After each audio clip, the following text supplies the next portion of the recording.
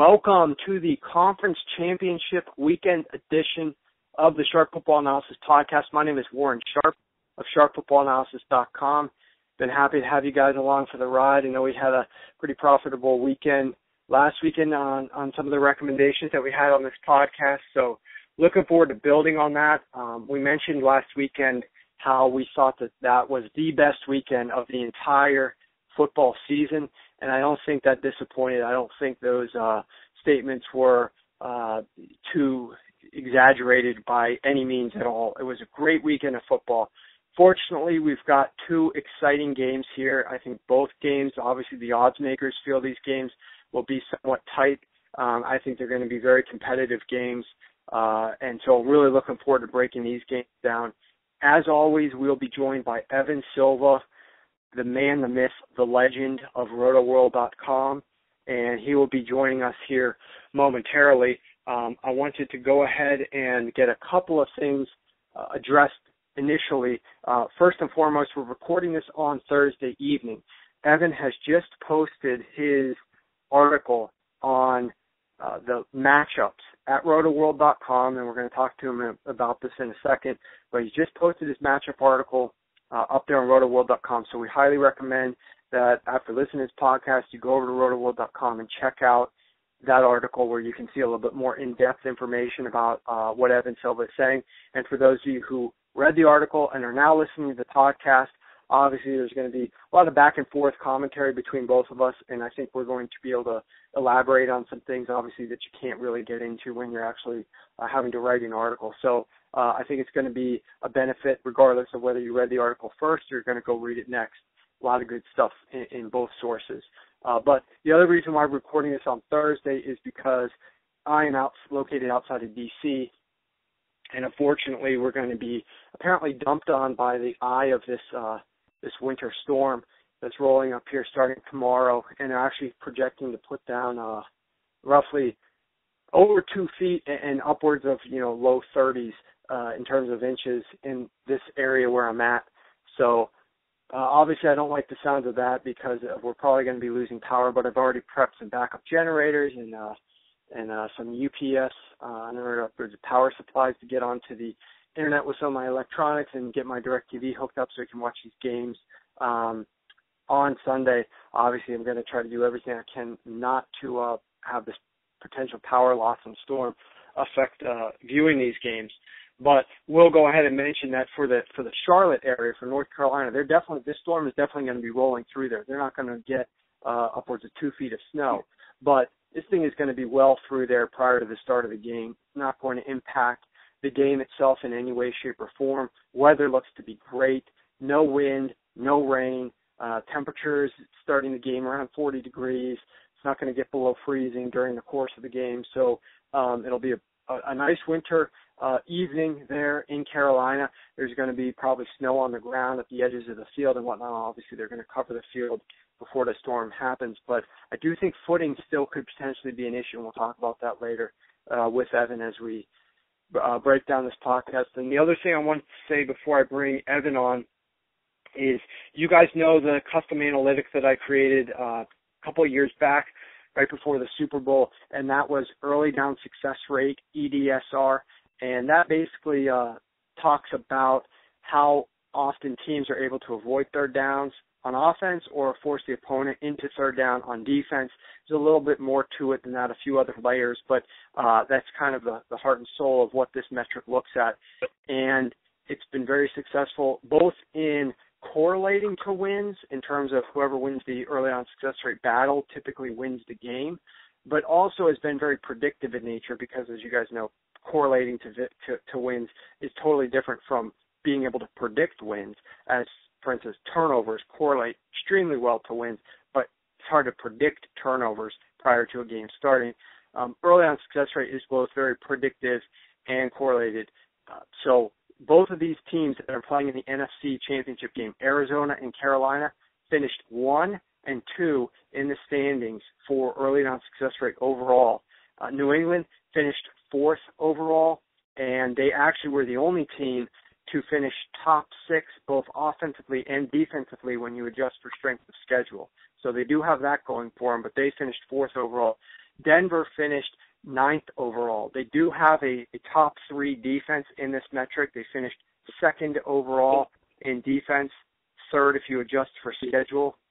But offensively, they obviously were much lower than that, so they finished overall 9th. So just wanted to go ahead and get those rankings out of the way in case you guys were curious as to how these teams fared. Obviously, the metric is stacking up much like we're seeing. The best teams in early down success rate are the ones who are still alive, and the reason why Denver is still alive is because how well their defense has been playing for them this season. So with that said and out of the way, I want to go ahead and bring on Evan Silva right now. Evan, are you jacked up, looking forward to the final 2 games before the Super Bowl? Yeah, man, totally. I'm super excited about the Carolina-Arizona game in particular. I think it has a chance to be high scoring. I think it has a chance to be close. I think it's Broncos could be a little lopsided in one team's favor, and I think we should, start talking about maybe why. Yeah, absolutely. So let's go ahead and dive right into the first game of the day, which is going to be the New England-Denver game. Obviously, New England is traveling on the road to take on the Denver Broncos. Currently, as we're recording this, New England is favored by 3 points in this game with a total right around 44 points. Some spots have it at 44 and a half. And one of the things that we're going to leave you guys with, in addition to a lot of interesting insight and some statistics about these various matchups, is we're going to leave you with at least one reason why we think the Patriots can win this game, and at least one reason why we think the Broncos can win this game. And same thing for the NFC game. So you can kind of look at it from our perspective as to how we see these games breaking down, but also if we see the game breaking one way, how the other team could actually get the job done, where they do execute properly. So with that said, Evan, I'll turn the ball over to you. Go ahead and talk about this Patriots-Broncos game and what are some of your initial insights and what is some of your metrics in terms of your research show you, and who's going to have some edges here? Well, I think the biggest and strongest edge is on New England's side. The Patriots, very much, a pass-oriented team at this stage. They got healthy at the right time. And then if you look at the way that they are built as a passing offense, they're an inside the numbers passing team. And that's the way that they're going to attack Denver. They don't really have a running back. The running backs that they use, especially James White, a guy who played 75% of the Patriots snaps last week, but only got 3 touches. His primary role is to help pick up the blitz. And that's what he's going to be doing against a blitz-heavy Broncos defense. So this team is going to be throwing, and it's an inside-the-numbers passing game. And for Denver, their best inside-the-numbers pass defender, Chris Harris, is a game-time decision. I expect that he will play, but his effectiveness and his playing time are real big concerns for the Broncos in this matchup. He has a severe shoulder injury. Gary Kubiak described Chris Harris as playing with one arm last week. Chris Harris missed over 30% of the Broncos' snaps due to this injury. He was on and off the field, especially in the second and third quarters. And during that time frame, there were Steelers wide receivers running wide open. It seemed like there were miscommunications in the in the Denver secondary, shuffling players in and out of the lineup. And we saw Darius Hayward-Bay get wide open for a 50-yard gain. We saw Sammy Coates get wide open for a couple of big catches. Martavis Bryant, even, the Steelers' number 1, a guy that the Broncos should be keying on, he got wide open as well. Pro Football Focus actually charged Chris Harris with 122 receiving yards allowed last week. Again, that was despite him missing over 30% of the Broncos snaps. No quarterback and coach tandem is better than Bill Belichick and Tom Brady at exploiting their opponent's weaknesses. I think that they may open the game with like 4 straight passes into the slot. You know, that's something that this team would do. And, you know, just test out Chris Harris. And if he can't stop Julian Edelman and or Danny Amendola, like the Patriots could conceivably do this all game. And I think that they probably will. I think that Tom Brady, you know, a guy who last week when they were ahead fairly comfortably against Kansas City, he was still throwing the ball. They opened the game with, 14 consecutive pass attempts. I mean, I think there's a big edge on New England's side here. Yeah, and I 100% agree with you. You know, last week on this very podcast, we were trying to figure out what we thought New England was going to utilize when they're attacking Kansas City. Were they going to try to be balanced because Kansas City's run defense has allowed some runs, or were they going to be more pass-heavy like they had traditionally been against really good run defenses? But what we soon find out after those 14 consecutive passes to start the game with no runs is that they're going to attack the weakness of your team using the strengths of their team. And obviously The strength is Brady. Obviously, you compare Brady to Steven Jackson, there's no contest. And why would you lean your offense? We talked about this with the Steelers and some of the other teams in the postseason.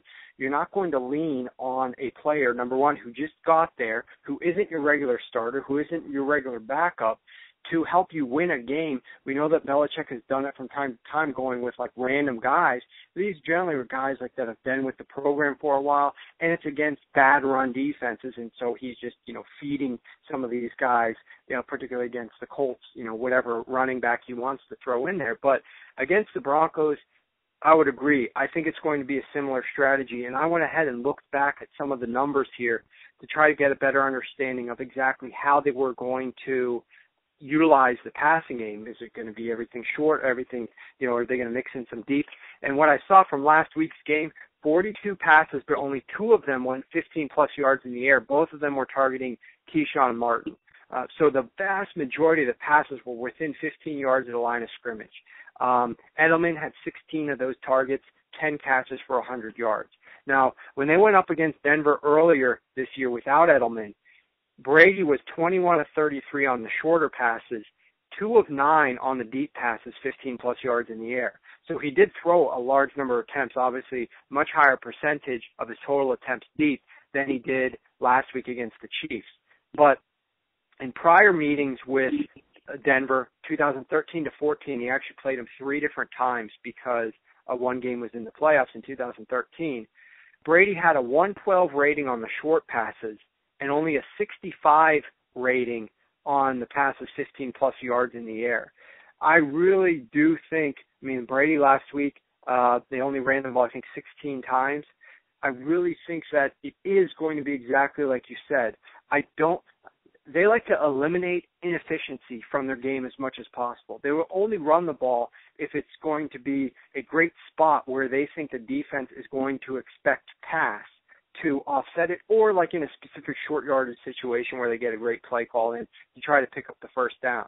But for the most part, they realize passing is going to be more efficient. And I think they also realize that our shorter pass game is going to work out better than our deep pass game. And so I think there's going to be a lot of pass attempts by Brady, particularly closer to the line of scrimmage, to exploit those matchup issues that you mentioned. Yeah, and the short passing game, of course, is also a way to mitigate the impact of the Broncos' edge rush, which they, of course, can do with DeMarcus Ware and Von Miller. I mean, I think this Chris Harris injury is a big, big deal, and I think the Patriots know it, and I think they're going to go exploit it. So now here's an interesting thing about the Broncos. You may have heard this, but last week, when they were in shotgun versus under center, if you heard about the extremes in run-pass ratio from each way that Peyton lined up there. But these stats are pretty astronomical. Last week when Peyton was in shotgun, remember, Peyton has been out for weeks. He comes back in for a few series against the Chargers. He gets them to win that game, and then is out for another week. Kubiak knows that they've got to win this game. They don't have many more years. Peyton Manning, he rolls the dice to use Peyton Manning as his quarterback. He could go with Brock Osweiler, but he realizes that the repercussions of losing in the opening game with Brock Osweiler while Peyton's sitting on your bench could really destroy his ability to continue coaching this team, in my opinion, with such a terrible decision like that. Whereas if Peyton goes out there and you lose the game with Peyton, at least you gave him one more shot. He's obviously the more veteran, experienced quarterback for the postseason. So I think that from that perspective, he had to play Peyton. But the issue I have with them is this. Number one, there was no very inefficient use of tempo. And I really felt like against the Pittsburgh Steelers, a team who was, I think, playing in their third consecutive road game, who had to play the wild card game, who had been beaten up in that wild card game by a very physical game against the Bengals, you're at altitude and you're at home and you're rested. You need the old Peyton Manning from a couple of years ago. Forget about the arm strength issues and whatnot. You need to be running tempo offensively to wear out that defense. And if you remember when Peyton was setting all those records, I mean, the defense would be exhausted, provided that they didn't score touchdowns in 2 or 3 plays on certain drives, which they were very explosive back in those days. But obviously, they were also capable of just wearing your defense out, getting to the line of scrimmage quickly, preventing you from substituting, and not necessarily running at light speed, calling plays at light speed, but going no huddle so that you had to stay there and Peyton then would adjust. They're not doing that enough, and it's giving the defense enough time to get rested. I thought that was a big mistake by Gary Kubiak. But the other question mark that comes up is, in shotgun last week, 31 passes, 8 runs. That was basically 80% pass when they're in shotgun, a 4-to-1 ratio. When Peyton lined up under center, it was 24 run and only 8 pass, 75% run when he is under center. These are things that are obviously very easy to pick up on, and if they try to use the same strategy against the Patriots, Patricia is going to easily be able to decipher what we think Peyton's going to do here the vast majority of the time when he lines up in this, under center or in shotgun. And they were very much, like for instance, of their 8 pass plays when Peyton was under center, 7 of the 8 came on 1st and 10. So he's under center, so it's probably a run, but guess what? It's first down, so this is probably going to be a pass, and then he's going to run if he lines up under center on 2nd and 3rd down. It just was very predictable. And the thing that concerned me the most about it was this was not Peyton who was playing his 4th consecutive game, and they decided to employ a strategy that's much more predictable, but the other team hadn't seen it because the prior couple of weeks they weren't utilizing this. This was a predetermined, preconceived game plan that Kubiak came up with that he feels that was the best way to win the game last week against the Steelers. And he thinks that's the best way that this offense is going to operate. It's the best for Peyton is when he's under center, we're basically going to be running. When he's in shotgun, we're going to be passing. Kubiak thinks that this is the way to operate this offense, the best way, because this is a playoff game. You got to win that game. I have a feeling that it's going to be hard for him to change his firm beliefs. He probably game planned that thing out for a couple of weeks. This is exactly what we're going to do.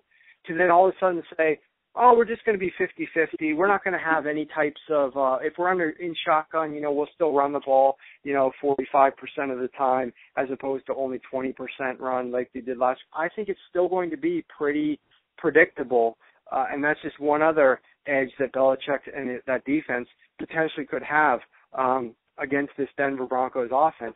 And that's a big concern. And the other thing I'll add in there before I'll toss it back over to you is that early in the season, in weeks 1 through 9, when Peyton was in there to start, they were 66% pass in neutral situations, so only 34% run. When Brock came in, that number decreased substantially. They dropped all the way down to 58% pass. They moved up from 34% run to 42% run. Last week, they went back to 64% pass. So they're still, in neutral situations, they're still passing the ball more with Peyton than they were doing with Brock. And it'll be very interesting to see how well Denver is able to, even though they're going to be, in my opinion, back in the above 60% is going to be pass, how much they're going to attempt and how successful they're going to be at stopping the run, because as we as I transition over to how I think New England wins this game, I think New England wins this game if they stop the run, even though Denver might only use it 35% of the time. If they can stop that run and force everything on to Peyton Manning, particularly play close to those wide receivers, make Peyton throw the ball 20 times, 15 to 20 plus yards in the air down the field. Make him step into those deeper throws. He played last week. He had 37 attempts. He does not have rest. This is his first week of playing back-to-back football since the beginning of the season. Well, since like week 9. And try to make him see exactly what he's got. Make him throw deep on you. Try to see if they're going to hit some of those deep passes. I really think that they stop the run and force this game on the Peyton Manning shoulders. And if they do that, I think what's Peyton Manning at home this year, 1 touchdown and 8 interceptions. I think they're going to get a pick. I think they're going to get a turnover, and I think they're going to use that because New England just doesn't turn the ball over. That I think they're going to use that to their advantage, and turnovers really obviously make a difference in terms of wins and losses. That's the way that I think New England is able to win the game. So, what is your take on what you think? Obviously, you think New England's going to be very difficult to stop offensively with the short passing game. What is there anything else that you think New England has to do to win this game, or is it simply a matter of executing that short passing game? Slow down Denver's running game. I mean, that's how the Broncos had success in Week 12 against the Patriots. What are the numbers here? C.J. Anderson in that game had 15 carries for 113 yards and 2 touchdowns. Ronnie Hillman had 59 yards rushing and a touchdown. But those rushing lines occurred with the Patriots missing Jamie Collins, their strong side linebacker, who's, the announcers talk about him every week. I mean, he's basically a household name at this point. But he was missing that game with an illness. And then the Patriots also lost weak side linebacker Dante Hightower, probably the best run-stopping linebacker, to a knee injury in the second quarter of that game. And at that time, they also had not incorporated Akeem Hicks, who is just a mammoth of a man. I mean, he's 6'5", 330 pounds, acquired via trade with the Saints during the season. One of those steal of the deals that the Patriots pull off seemingly every year. A few years back, it was Akeem Ayers. But Akeem Hicks has taken on a really big role in the Patriots' defense since then. So they were without essentially 3 of their best run stuffers in that game. You have been critical of Gary Kubiak's coaching on Twitter and also on this podcast. And another way that I would add that I think he's missing the ball is in terms of personnel usage. Since the Broncos' Week 7 bye, C.J. Anderson is averaging 6.1 yards per carry. Since the Broncos' Week 7 bye, Ronnie Hillman is averaging 3.68 yards per carry. These guys are still being used at an even clip. I mean, it's almost, their usage is almost the exact same every single week, and it doesn't make sense. C.J. Anderson has been so much better than Ronnie Hillman. The Broncos are hurting themselves by continuing to play Ronnie Hillman and not using C.J. Anderson as a bell cow back, which is what he should be. I mean, he's also better in the passing game. He's bigger and a better pass blocker than Ronnie Hillman is. And I mean, this guy should be he should get 25 touches on Sunday, and that way, that's one scenario where I think the Broncos can be competitive. But I think that the Patriots know that too, and if they shut down the Broncos' running game, and I think for the most part they will have success slowing down the Broncos' running game with Hightower and Collins healthy and Akeem Hicks, playing a lot of snaps. And the Patriots offensively being able to impose their will with the short passing game, that's the way that I believe the Patriots can win, and that's the way that I think the Patriots will win. Yeah, and touching on feeding off of some of the comments that you made with regard to the run game of Denver and them trying to have success, and they had success last time out against the Patriots. Interesting to note that both Tom Brady and Brock Osweiler went 23 of 42 in that game. Both of them went 23 of 42. So obviously each of them throwing 42 pass attempts. They're completing 55% of them. But here's the interesting thing. Denver had 32 runs. The Patriots only had 16. And the Patriots only had 16 runs, therefore obviously Denver was running twice as many run plays in the game and able to ultimately pile up a bunch of running yards, particularly late in the game. Obviously they had that touchdown at the very end of the game to win it in overtime. That was a huge scamper by C.J. Anderson. And one of the reasons that they had so many extra plays, particularly run plays, is because the Patriots only had 16 first downs, whereas the Broncos had 23. And one of the reasons the Patriots only had 16 first downs is because they went a ridiculous 2 of 13 on third down. That's 15% on third down, 2 of 13. I would be shocked if the Patriots go 2 of 13 again on third down here.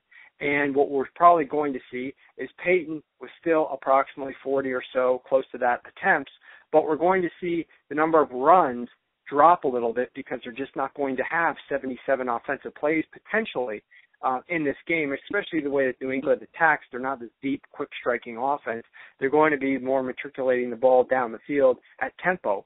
And so that's going to eliminate, some of the time of possession that the Broncos have, the opportunity to run the ball if the Patriots aren't going 2 of 13 on third down. So I think from that perspective, that's one reason why I don't think the Broncos will have as much success running the ball, in addition to the injuries that you mentioned. Another element, I think, is the field condition from that last game, which I think is to note that can carry over to when we talk about the NFC game.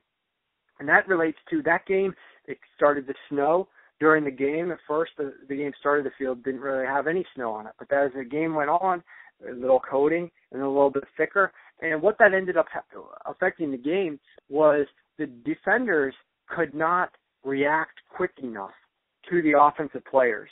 And you saw Brady hitting a number of kind of like wheel routes or routes to tight ends or receivers running down towards the sideline and then cutting up the field, and he would hit them. And the linebackers could not get out and back fast enough without slipping. And so the offensive players were having the edge running in a straight line, in the same direction. The defense has to flip the hips and a bunch of other things, and it's slower to do that. It's harder to do that trying to maintain your balance. Same thing when you're cutting around the corner for C.J. Anderson on some of those runs, the sweeps that he was, executing, where he knows where he wants to go. And you as a defender trying to react to that are far more likely to slip than he is, considering he knows exactly where he's trying to go. So I think that element aided the offense in that game, particularly when Denver was attempting to run the football, some of those big runs that they were able to bust out in that game. The way I think that Denver wins this game is not because of the number 3 early on success rate defense that I was mentioning earlier. I think that obviously needs to play well. I think they need to play well defensively, but like you, I think it's going to be difficult to really stop this quick passing game of the Patriots. So I'm going to say that I think Denver wins this game by their offense. They have to have Peyton Manning play a very good game. And I kind of disagreed with a lot of the criticism that was being thrown Peyton Manning's way in this last game, because I did see, let's pretend this. We talked on this podcast a lot about Peyton Manning earlier this year. And what we were talking about his crappy passer rating, how terrible of a quarterback he's being, how many wins they have despite him being so terrible, and what's the record of the other quarterbacks with this crappy passer rating. And then here's Peyton Manning. He's undefeated with this crappy passer rating. What is he going to be like once the weather actually gets cold and he can't feel his fingertips and he's already got numbness in his fingertips? And what's Peyton Manning going to be when it gets windy? Heaven forbid, like there's wind blowing, and how's he going to perform in those types of conditions? And what did we end up seeing out there? We saw very cold temperatures and a ton of wind, yet so many of Peyton's passes, they might not have been the prettiest spirals, he's never thrown that, but so many of Peyton's passes were hitting the target. They were getting to the mark. The receivers were just dropping passes left and right on him. And if you add back in a bunch of these passes that he dropped, that were dropped on him, you'd have a guy who essentially probably completed about 27 to 37 attempts, which is roughly 73% completions. Now, 6 drops it down to 21 of 37, which is 57% completions.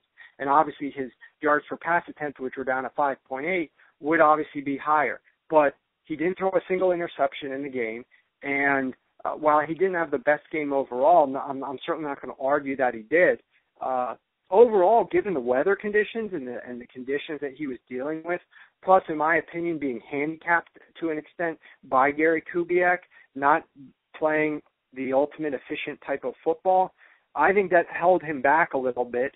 And I don't think that his execution was as bad as it ended up ultimately looking on the TV screen and appearing to most of the people when you're watching Twitter, and they're not being able to convert first downs and they're going 3 of 15 on third down. I mean, a lot of these were just bad drops from his receivers and very difficult conditions to play. So I think that Denver, if they can get better execution from that pass game, if the receivers are able to hold onto the ball, I have no idea where the hell Vernon Davis is, why they brought him over there. Gary Kubiak's talking him up like he's doing pretty well, but they're simply not using him at all.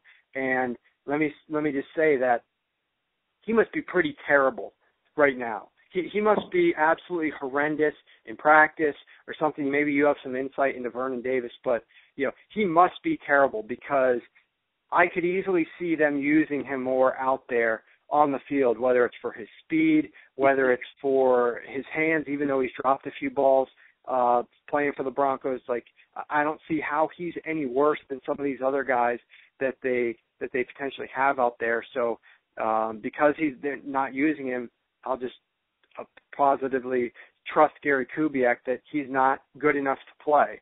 But what have you heard about Vernon Davis? What's his story? Do we not expect him to even be seen here in this game, or do we somehow see him coming back to life? No, he had some drop passes in really critical moments, and for the last 3 or 4 games, he just hasn't been a part of their offense.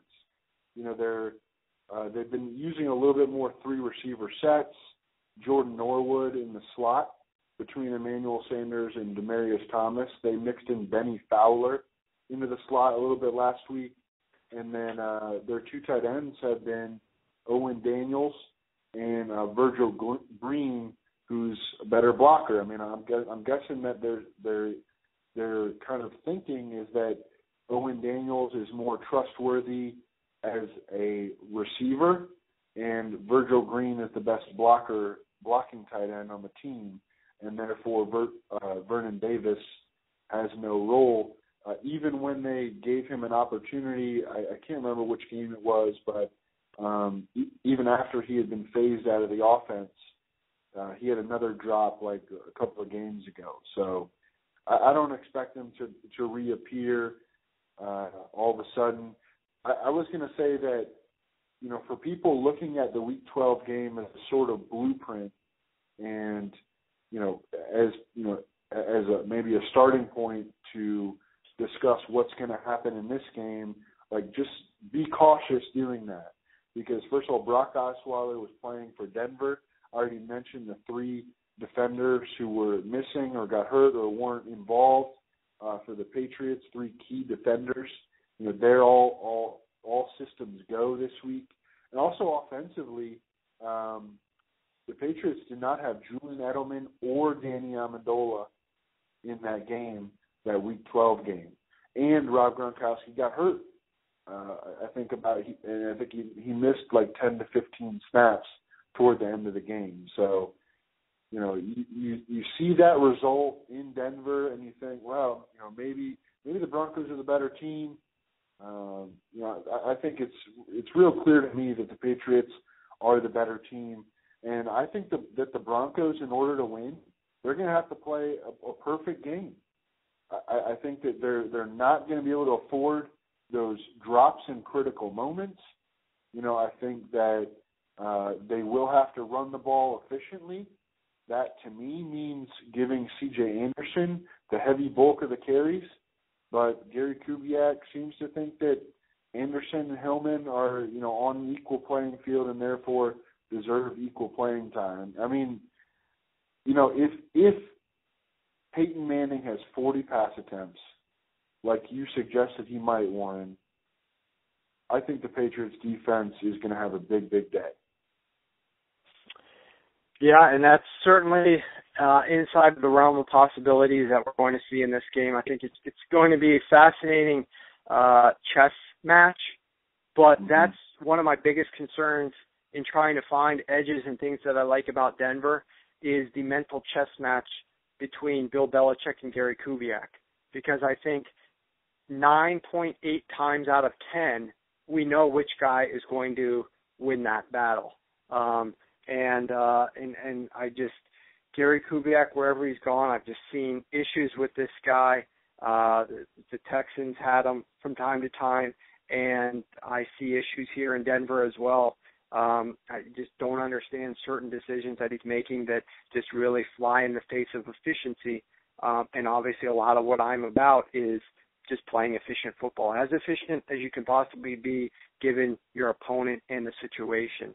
And trying to raise your overall odds of winning by being efficient. And I just don't see Kubiak really living and dying by that mantra whatsoever. So that's going to be definitely an interesting game, and we will transition over here now to start our discussion about the NFC.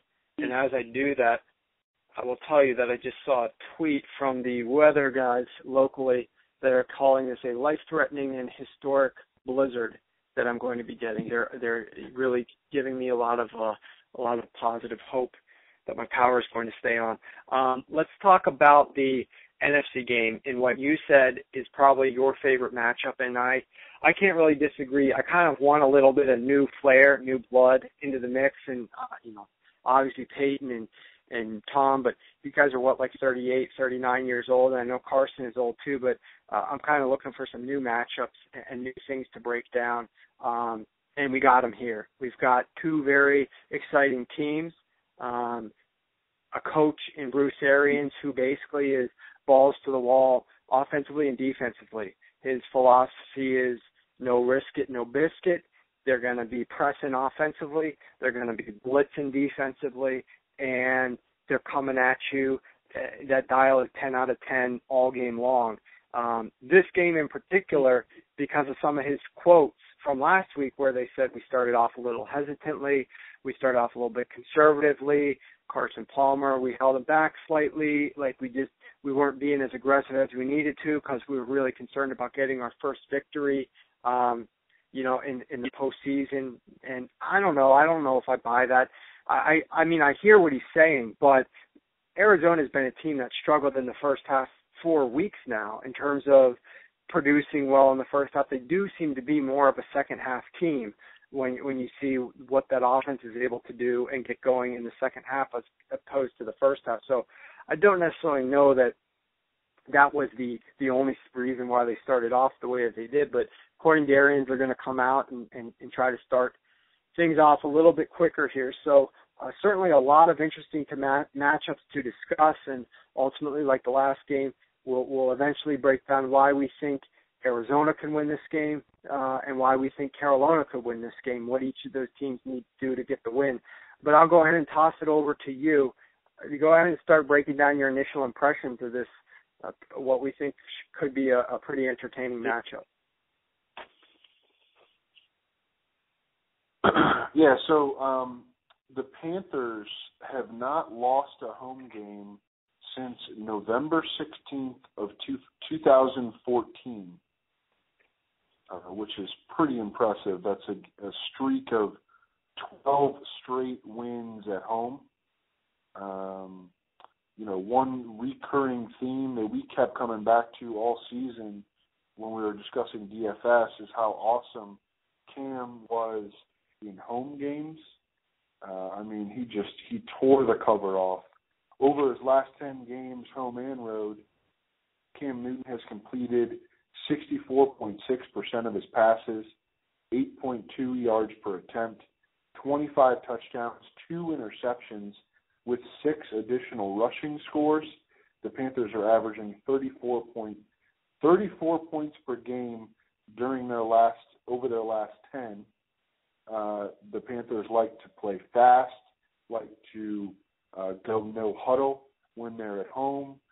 And I also, I went back and I looked at how the Cardinals have fared against dual threat quarterbacks, which they have the opportunity to play quite frequently, having dealt with Russell Wilson for the past several years and Colin Kaepernick also, and they've struggled.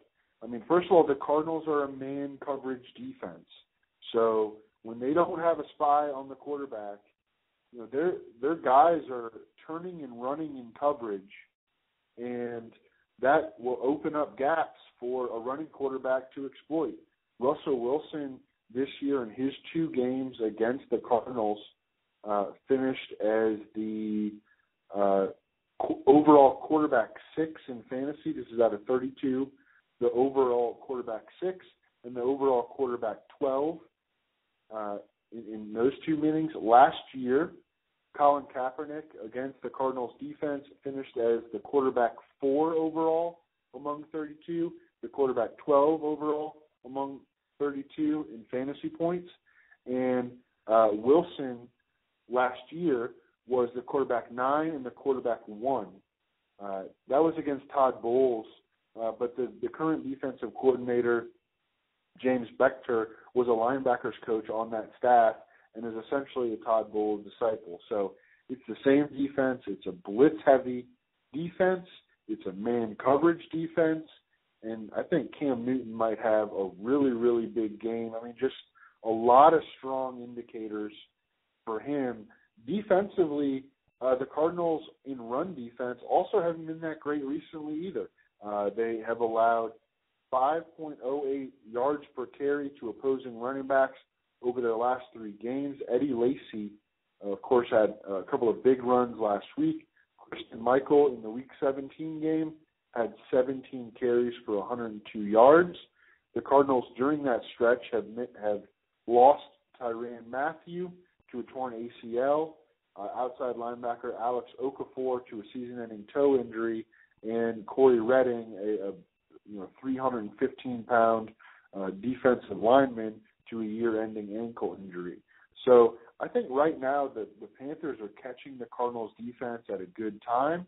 I think this is a good matchup for the Panthers' offense, and I think that the Panthers' offense has a chance to score a decent amount of points against the Arizona defense. Also, we all know that Greg Olsen is the top target in the passing game for Cam Newton. The Cardinals have really struggled against tight ends, especially recently. They finished the regular season allowing the 6th most receptions in the league to tight ends. In Week 17, they gave up 8 catches for 71 yards and a touchdown to the Seahawks tight ends, who were Cooper Helfet and Chase Kaufman. In Week 15, the Cardinals gave up 10 catches for 109 yards and a touchdown to Zach Ertz and Brent Selleck. And in Week 14, the Vikings tight ends kind of went nuts against the Cardinals, 9 catches for 144 yards. So I think Cam to Olsen could be a great connection. And if you are playing daily fantasy on this two-game slate, I would look hard at putting those guys together and then, trying to find some plays around that, around Cam and Olsen. Yeah, excellent point. And the other thing, too, that I think we should go ahead and mention here is, as you kind of indicated, and I mentioned earlier as well, this is a very blitz-heavy defense that Arizona brings to the table, the most blitz-happy team in the NFL. And Cam has some tremendous stats passing the football against the blitz. I believe this season he has something like a 110 passer rating with 18 touchdowns and 3 interceptions versus the blitz, and 24 big chunk plays of 20-plus yards against teams when they're blitzing him. So those are tremendous passing numbers that Newton has against the blitz. But the interesting element here is against the blitz, what could Cam do running the football? As you mentioned, the man coverage, they're running with their backs turned away from the quarterback, and I believe they will try to figure out a way to alleviate the ability of Cam to torch them. But one of the ways that they were doing that against Colin Kaepernick this year and against Russell Wilson this year, as you mentioned both those players, was the fact that they were using Tyrann Mathieu to tackle those guys. I don't know if they were necessarily spying him constantly or in certain situations, but half the tackles against Kaepernick when Kaepernick ran for 6.6 yards per carry were coming from Tyrann Mathieu. And when Russell Wilson was running for 8.7 yards per carry, the most of his tackles against him came from Tyrann Mathieu. And Tyrann Mathieu is not there anymore. Aaron Rodgers only ran twice last week. I think he gained something like 21 yards, so 10.5 yards per carry, but he only ran twice. I think Cam is going to run a fair amount. He's been running a lot more of late. And when that blitz comes, interesting to note that 73% of Cam's rushing yardage this year has come on runs up the gut, up the middle of the defense. And if you can envision blitzers coming around the edges, that's going to leave extra gaps in the middle. And I think the way that I see this unfolding for the Panthers offense is when Cam is dropping back for a pass, not a read option keeper where he's able to do that and probably will have a decent gain or two in the course of the game. But when Cam drops back to pass and sees some things down the field that he doesn't necessarily like and the blitzes are coming from the edges, there will be some lanes up the gut. And I think it's the times that he tucks the ball on a designed pass play and turns into a runner in the middle of the field could gut potentially Arizona a couple times during this game and lead to a vast majority potentially of Cam's rushing yardage is on these pass plays that he just improvises a little bit on. So I think that is an interesting element here. And another interesting element, I think, is something that I saw last week from this Arizona defense, and that was that they allowed the Green Bay Packers to convert 7 of 15 third downs.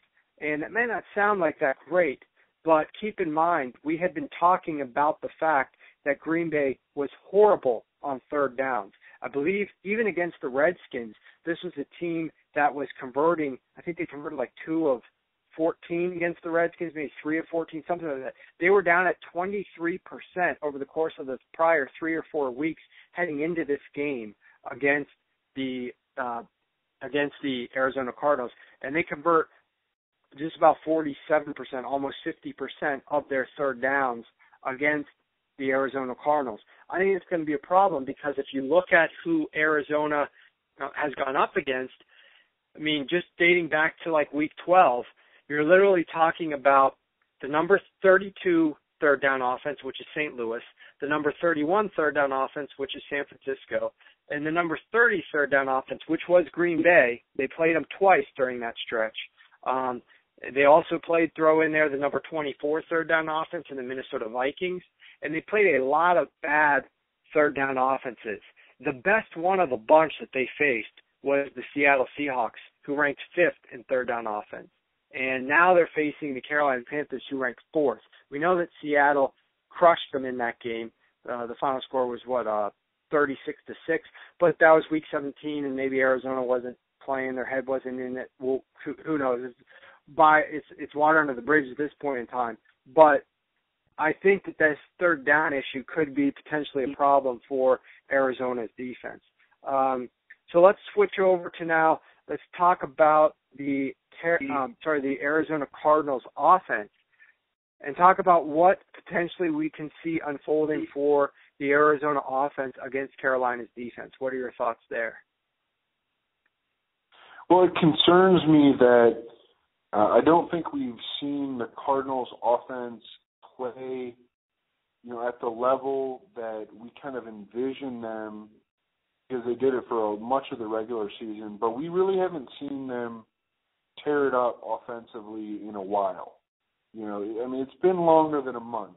Even that Week 16 game against Green Bay, where they won, I think, 38-8. you know,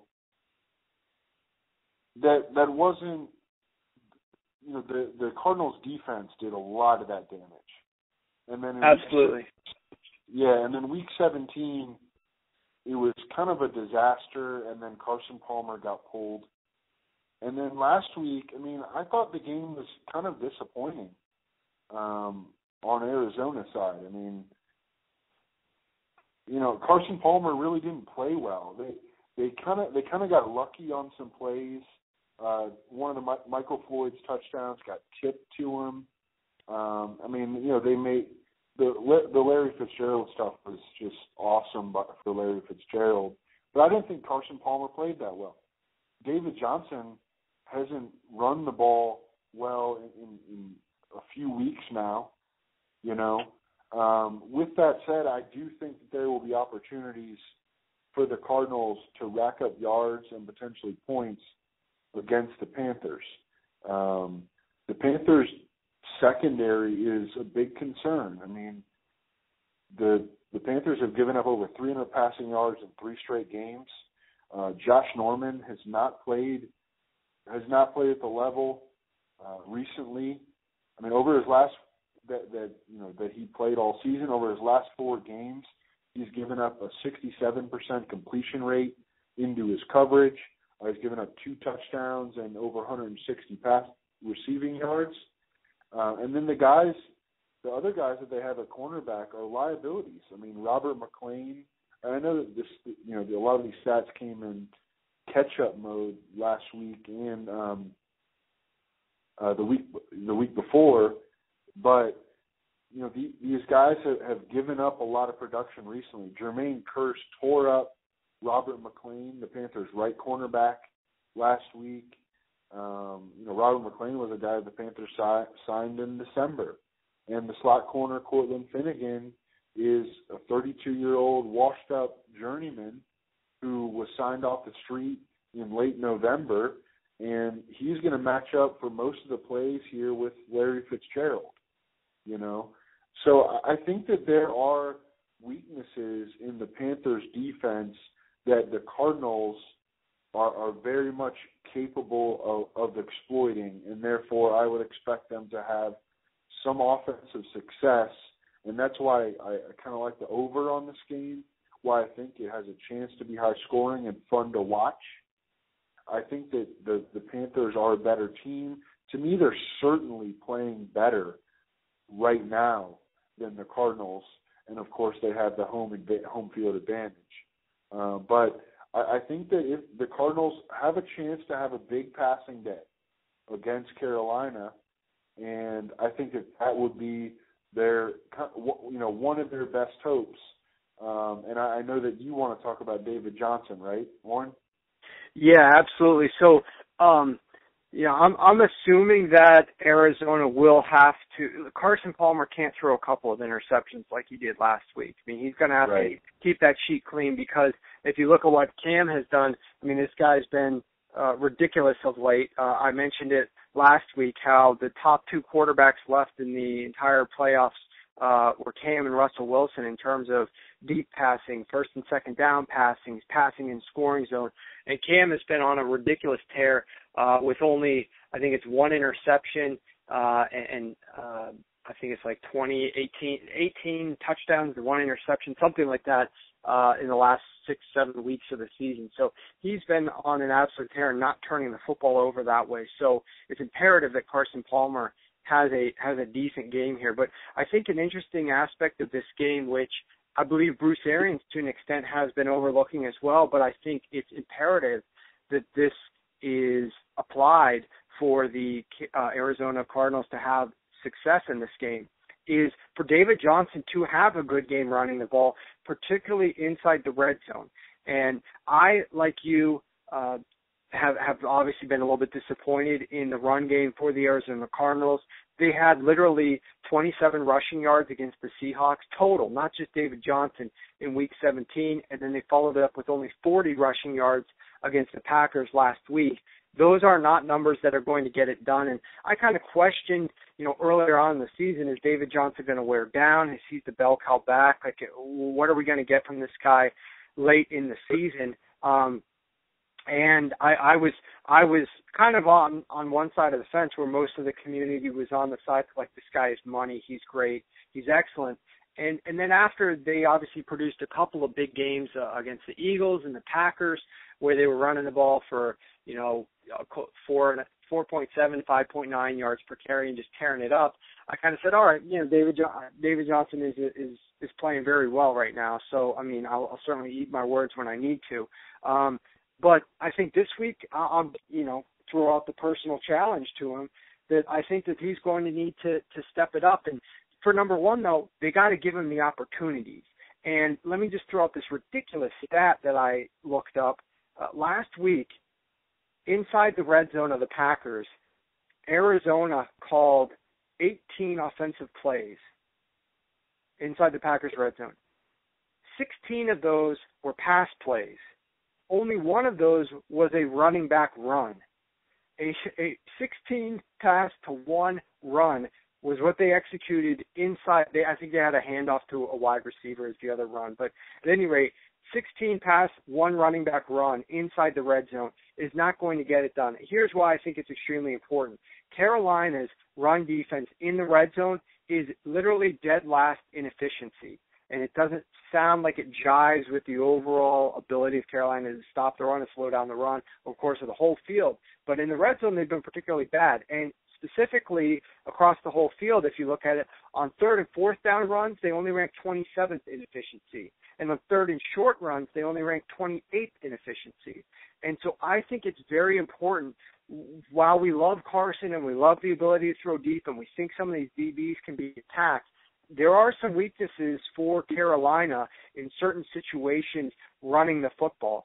And they've got to take full advantage of trying to run into those, beneficial situations, those beneficial matchups. And, when you have a team like Arizona, which Bruce Arians is calling since week 13, 7 pass inside the red zone, only 25% run inside the red zone, and the runs are gaining 3.2 yards per carry, they have got to pick that up to have success, and they've got to pick it up particularly against Carolina, who struggle in the red zone at defending the run.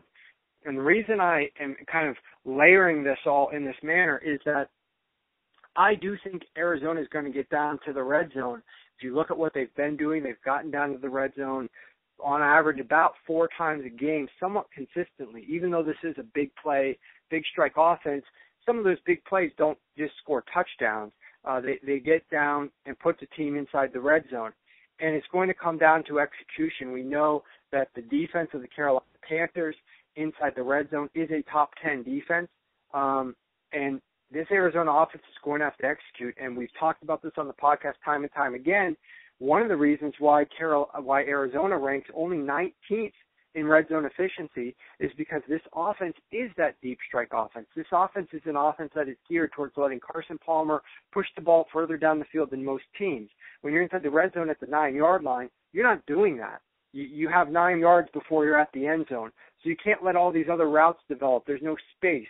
So you've got to execute a different page in the playbook with a different style of play calls that you're going to have to execute. And this team is just more geared towards hitting the bigger plays, where obviously they rank, I believe it's like 3rd overall in terms of pass efficiency over the course of the entire field, but they're significantly worse inside the red zone, which is why I think it's imperative that if they go to the red zone 4 times and they score 1 touchdown or they score 2 touchdowns, I don't know that that's enough to get it done against Carolina.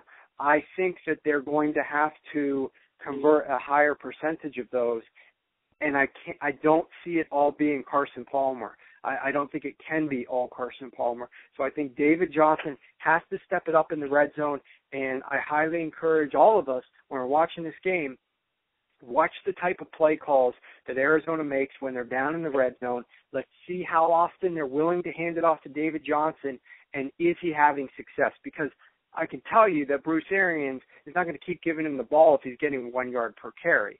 So he's got to have some success, but they can't just be 16 pass and only 1 run down there and expect that they're going to be able to win the game. So that's my key for how Arizona wins this game, is that despite the seemingly great defense of Carolina against the run, there are certain situations that they are not very good, particularly like bottom 5 in the NFL or dead last in efficiency against the run in certain situations. And that's what Arizona needs to take advantage of to keep that pass rush at bay, to keep Carson Palmer in positive situations so that they're not becoming too predictable. And on the flip side, in terms of Carolina, how I think they could win this game, we kind of already alluded to this, but it's Cam's performance versus the blitz. I think that that's the biggest deal, primarily because of how frequently Arizona is going to be blitzing him. I think it's going to be what he can do through the air and through the ground. I think, well, let's pay close attention when when Arizona blitzes. Does Cam take off and run at all? And how effective are those runs? I think they would be pretty effective if he does take off and run. Who is spying him? Who is going to be tackling him frequently on these quarterback runs without Tyrann Mathieu there? Last week, K.J. Wright did a great job for Seattle at stopping Cam Newton and preventing him from gaining a lot of rushing yards. But Arizona doesn't really have a K.J. Wright to do that. They were using Tyrann Mathieu, and they don't have him now either. So I'm very excited to kind of see how Arizona's defense is going to match up with Cam Newton when he runs the ball against the blitz. So that's how I think Carolina can win this game and how I think Arizona could win this game. Do you have any comments on that situation with Arizona in terms of them running the football well? I think you kind of agree with that they're going to have to do that. From Carolina's perspective, you kind of gave us the blueprint for how you think Arizona wins this game, passing the ball effectively, efficiently from Carson Palmer, him having a decent day. How do you think Carolina wins this game specifically? Is there any one or two key stats or key elements of the game that you see, whether it's offense or defense, that you see Carolina, if they excel in this area, they'll more than likely win the game? I think the Panthers will, and I guess this sounds cliche, but I think the Panthers will win if they just kind of play their game on offense, because I think that the way that their offense is built and the personnel that they have offensively, they have a distinct advantage on what the Cardinals' defense is right now. I think that the Panthers' defense, though, will need to get pressure on Carson Palmer to kind of hide some of the deficiencies that they have in the secondary with Robert McClain and Cortland Finnegan. And, their safeties have played well this year, but Kurt Coleman, he had a bunch of interceptions. He's not like the most fleet-footed safety. And Roman Harper, he's an old guy, at strong safety. So they have vulnerabilities back there. They need to get pressure on Carson Palmer so that he doesn't beat them up. One thing that I will say is kind of interesting is that John Brown, the Cardinals' speedster wide receiver, he's nicknamed Smokey because he can run like the wind. He ran 4.34 coming out of Pittsburgh State. This dude plays over 30% of his snaps in the slot. And the Panthers' slot corner is Cortland Finnegan, who is, he shouldn't be playing on an NFL defense right now. And Fitzgerald is, of course, the Cardinals' primary slot receiver, but there are plays where they will get Smokey Brown lined up in the slot, particularly when they're going 4 wide, when they'll bring in J.J. Nelson on the perimeter, and they'll use, they'll have 2 slot receivers. They'll have Fitzgerald in the left slot, John Brown in the right slot. Somebody's going to have to match up with Smokey Brown, and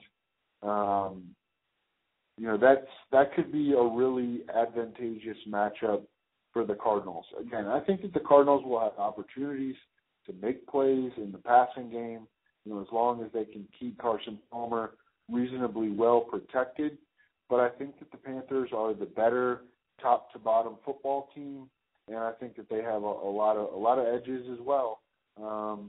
Particularly their offense matching up with the Cardinals' defense, and just we saw it last week with Luke Kuechly, like the ability of the Panthers defense to make plays, to make big plays. You know, they were a turnover forcing defense all season long, and Carson Palmer, especially if you get a lead on him and you kind of render that offense a little bit one-dimensional, Carson Palmer will, you know, he'll throw you the football, he'll throw you a few. And the Panthers defenders this year, they've been catching them, you know. So I don't know. I think it'll be a fun game. I think the Panthers win. But I think the Cardinals should be able to move the ball, and I think it has a chance to be high scoring. Yeah, excellent breakdown there. And for all of you guys out there, when you want to get actually Evan Silva's projected final scores on these games and who he thinks is going to win and by what margin, there's one way to do that. You go to rotoworld.com and you can look up the conference championship matchup article. You can also follow him on Twitter at Evan Silva, and you can find a link to the conference championship matchup article that was literally just published on RotoWorld minutes ago. So both of those are ways that you can get more detail from Evan about how he thinks that these games are going to break down. For me, I actually have a pretty strong recommendation on one of these two games from a perspective that I'm looking to attack. And so if you want a very, very detailed write-up on that, I actually shared that write-up with Evan earlier, let him look over it. But that is available at my website, sharpfootballanalysis.com, and you can go over there and get access to that write-up if you get on board for the conference championship weekend package. So that's available for you guys as well if you want more information about what I'm doing. I'm also looking at a number of key player props that I'm going to be diving into, and I've already bounced some of these off of Evan Silva, and he likes some of these as well. So I think we're going to have some pretty exciting games to watch this weekend. I think some competitive battles, obviously some hard-fought battles. Neither team wants to go home at this point in time. You know, you go from being on this long run throughout the course of the season, and all these teams actually had a bye in the wild card round, so they get time to prepare themselves. They got to win 2 games, and then they go to the Super Bowl. And that's all they have to do, and they come off a 1 win, and whoever loses this game and doesn't get to sit there for 2 weeks preparing for the Super Bowl is going to feel really crappy, and that's going to eat at them. So hopefully they put that negative emotion and spin it around to feeling better about themselves and try to execute well and perform well. And hopefully we have a couple of games that are played pretty clean, whether they're low scoring or high scoring, as long as they're being played efficiently and, entertaining to watch, close in terms of the competition. I'm going to be happy. And then, of course, as soon as these games are over on Sunday, they post the lines for the Super Bowl. We're going to be able to start breaking down these games immediately. There's lots of props that are available in the Super Bowl. So I'm already kind of looking forward to that. I'm sure that you are as well, Evan. But we just have to get through this weekend. Hopefully we'll get a couple of great games here on Sunday.